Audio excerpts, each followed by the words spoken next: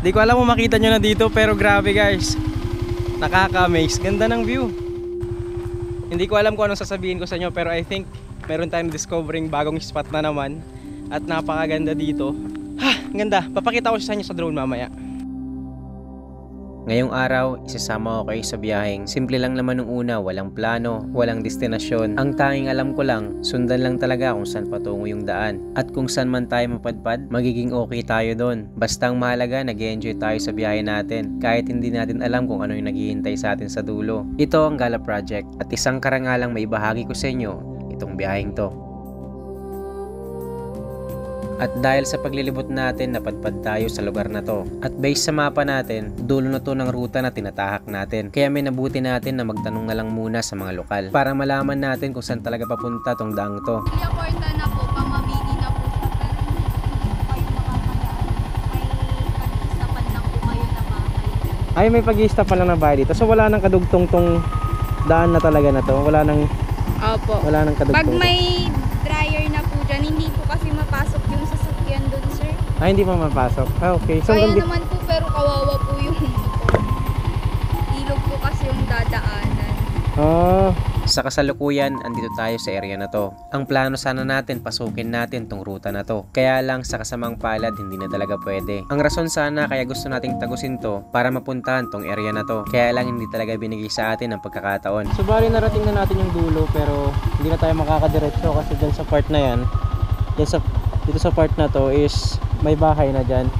Yan na talaga yung pinaka-end ng kalsadang to. So wala tayong magagawa kundi babalik na lang tayo. Kaya bumalik na lang tayo at enjoy na lang kung ano yung kasalukuyang nakikita natin. Ganito! Hihi!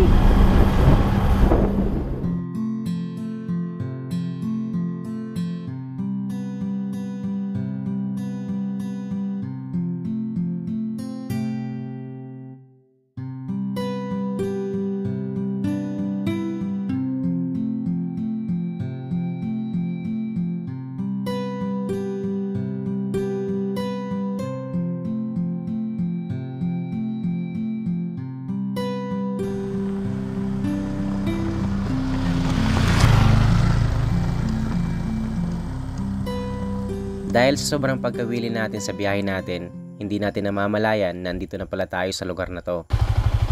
Taga dito kayo? So dito sa part na to, dito yung magagandang view. Ano nung lugar na to mismo? Swal na ba to? Alaminos pa rin? Swal na po. Ay, swal na to? Oh, ang galing. So yun guys, na swal na pala tayo, hindi natin namamalayan. So kumay kayo brother. Kaya. Ano pangalan mo? Marco.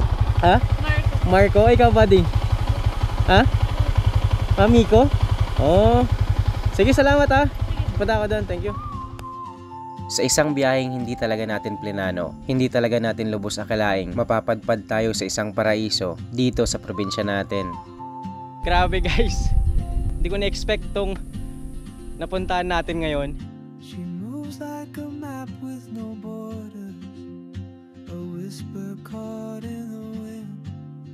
I see her boots at the corner. Aside sa alam natin sa Mapita, Daang Kalikasan na yung ganito yung view, meron na pala dito. Ang alam ko lang kanina nasa Alaminos pa lang tayo, sinundan lang natin yung mga daan. At ito na. Speechless talaga ako, hindi ako makapagsalita kasi grabing ganda. Sobrang tahimik ng lugar. Hindi ko alam kung anong eksaktong lugar to, pero andito tayo sa Swal. You carry the sun in your stride, leaving behind what I hold inside. If I don't ask your name today, Masyado tayong ginulat ni Lord dito sa lugar na pinuntahan natin kasi kanina yung plano ko lang talaga i-video ko talaga yung napakamalawak na agricultural area ng Alaminos kasi na-amaze ako, sobrang luwang, napaka green, tignan ng sarap sa mata, pero yun, di ko na-expect na mapupunta tayo dito.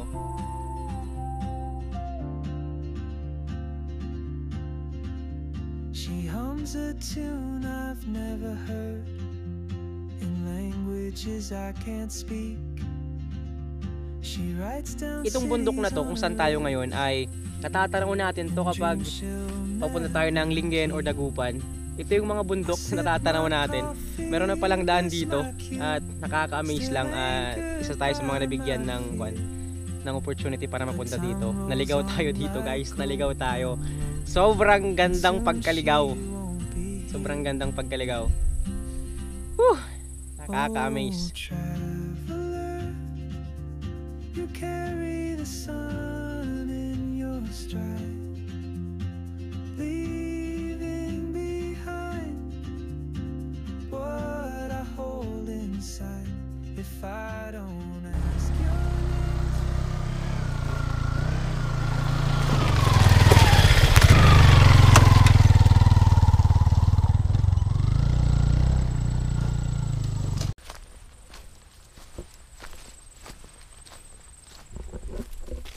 Try natin explore yung lugar guys, kung ano pa yung makikita natin dito. Tapos ganyan yung makikita, oh. Ganda.